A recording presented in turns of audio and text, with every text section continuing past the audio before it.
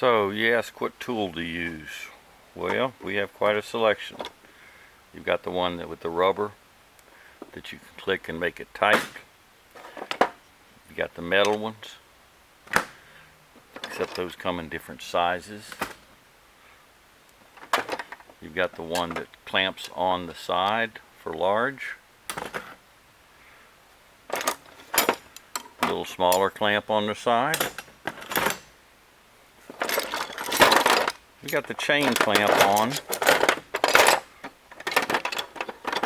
You've got the hard jaw. You've got one of those that makes it a little easier when you're got a strange place to get in and out of. That's always nice when that works. You slide it on and put a socket wrench in there.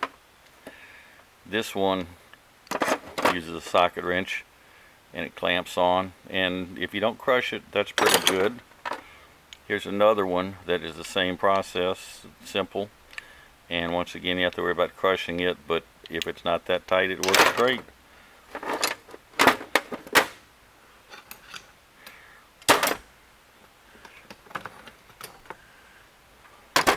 So that's our arsenal.